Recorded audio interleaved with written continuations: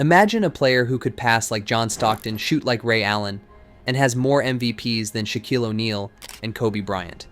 This is the story of Steve Nash, one of the most unselfish players in NBA history who revolutionized the point guard position. Steve Nash, legitimate quintessential point guard. He revolutionized the way a point guard plays the game. He's one of the best point guards we've ever had. Despite his brilliance on the court, debates continue over whether he truly deserved his MVP titles. Let's delve into the life and career of this extraordinary player. Steve Nash was born on February 7, 1974, in Johannesburg, South Africa. His family moved to Canada when he was just 18 months old. Nash grew up in Victoria, British Columbia, where he was immersed in a variety of sports. With a professional soccer player as a father and a mother who played PR netball, his early years were steeped in sports, though basketball wasn't a priority. Nash didn't start playing basketball until he was 12, but once he picked up the ball, his passion for the game was unmatched. His younger brother Martin, a professional soccer player, recalls watching Steve practice hundreds of free throws in the pouring rain, something Martin never did himself. Nash's dedication paid off in high school, where he attended St. Michael's University School. There he played basketball, soccer, and rugby. By his senior year, he was fully committed to basketball and led his team to the British Columbia 8AA Provincial Championship. He averaged 21 points, 9 rebounds, and 11 assists per game, earning Provincial Player of the Year honors. Despite his impressive stats, when he shared his dream of playing in the NBA, he was met with laughter from his peers.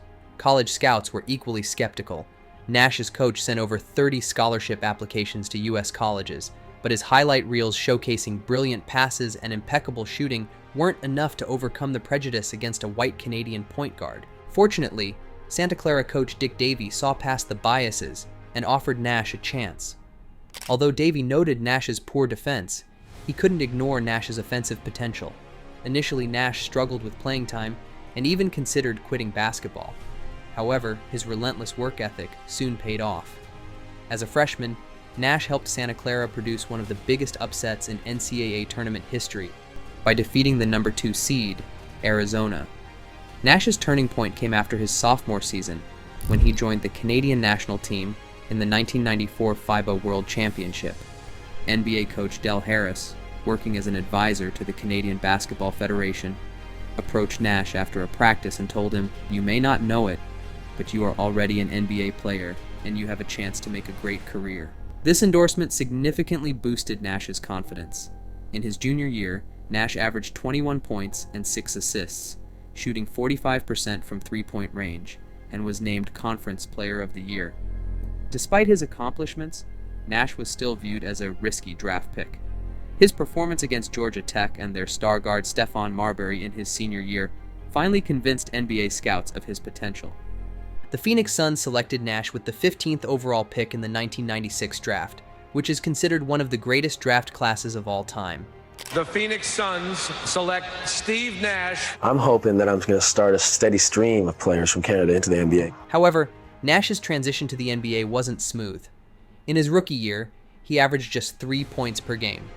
The situation worsened when the Suns traded for Jason Kidd, pushing Nash further down the depth chart.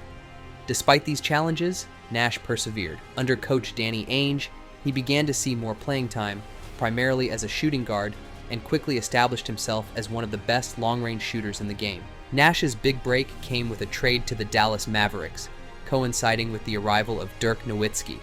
The two became close friends and formed a dynamic duo. We practice or we'll talk, and that usually helped me a lot. Steve would always take me out when I'm homesick, or we'd go to movies or dinner. Despite initial struggles, their partnership, along with Michael Finley, transformed the Mavericks into a formidable team. Nash's unselfish play was both a blessing and a curse. While it made him an exceptional playmaker, it also limited his scoring potential.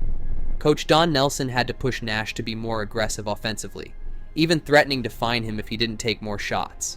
By 2001, Nash was averaging 15 points and 7 assists per game, helping Dallas reach the playoffs for the first time in 11 years.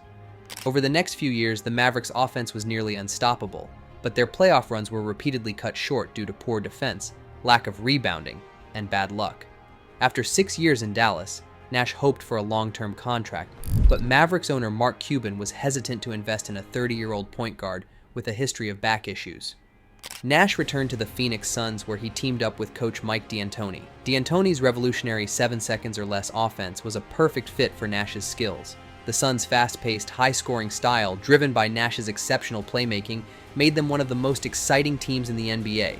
Nash's attributes, great shooting, playmaking, decision-making, and finishing, made him the ideal conductor for this offense. His ability to make precise one-handed passes directly from the hip without altering his body position left defenses with no time to react. Nash's balance and dexterity, honed by years of playing soccer and jump roping, were legendary. Stories of him maintaining his balance on a Pilates ball while jump roping like Muhammad Ali only added to his mystique. These skills made him a master of dribble penetration, a technique now commonly used by players like Steph Curry and Chris Paul.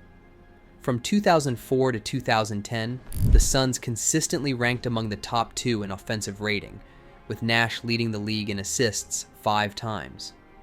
His shooting efficiency was equally remarkable. Between 2006 and 2010, Nash had 4 seasons with 50, 40, and 90 shooting splits, a feat achieved by only a handful of players in NBA history.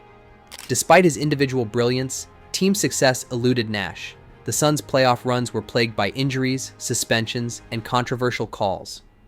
In 2005, Phoenix lost to the San Antonio Spurs in the conference finals, despite Nash and Amare Stoudemire's stellar performances.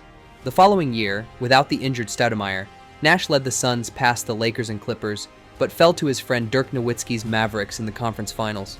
The 2007 season was perhaps the Suns' best chance to win it all. After defeating the Lakers again, they faced their nemesis, the Spurs, in a brutal series filled with cheap fouls and controversy. In Game 4, Robert Horry's flagrant foul on Nash led to a 2-game suspension for Horry and 1-game suspensions for Stoudemire and Boris Diaw, who left the bench during the altercation. The Suns, undermanned, lost the series, dealing a devastating blow to their championship hopes. In 2010, the Suns made another conference finals appearance, but by then, the team was past its prime. Nash retired without ever making it to the NBA Finals, a fact that still haunts his career. Coach D'Antoni later admitted he should have encouraged Nash to take more shots, acknowledging that Nash's conservative approach might have hindered their playoff success. Nash's career stats are a testament to his greatness. He is the second best free throw shooter in NBA history, with a 90.4% success rate, just behind Steph Curry. His 42.8% three-point shooting ranks 11th all-time, ahead of Curry. Nash's overall field goal percentage of 49% is exceptional for a point guard. While Shaquille O'Neal and Kobe Bryant had strong cases for the MVP titles Nash won, his unique combination of shooting and passing excellence justified his awards. Steve Nash's legacy extends beyond his stats. He changed the way the point guard position is played, influencing a generation of players. His emphasis on team play and selfless approach set a standard for future stars. Despite never winning a championship, Nash's impact on the game is undeniable. He showed that a player doesn't need to dominate scoring to be a leader and a game changer. Nash's influence is seen in the way modern point guards play the game. Players like Stephen Curry, Chris Paul, and Damian Lillard have adopted Nash's dribble penetration techniques and his ability to create shots for teammates. Nash's impact on the game extends to coaching as well. His understanding of the game and ability to see plays develop before they happen made him a valuable asset on the court and a potential future coach.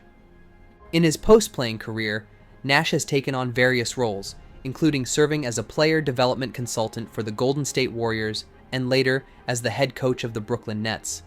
His time with the Warriors coincided with their rise to dominance, winning multiple championships. Nash's influence on players like Curry and Klay Thompson is evident in their playmaking and shooting prowess. As the head coach of the Brooklyn Nets, Nash faced new challenges. Leading a team with superstars like Kevin Durant, Kyrie Irving, and James Harden required a different set of skills. Nash's ability to manage egos, build team chemistry, and implement effective game plans was put to the test.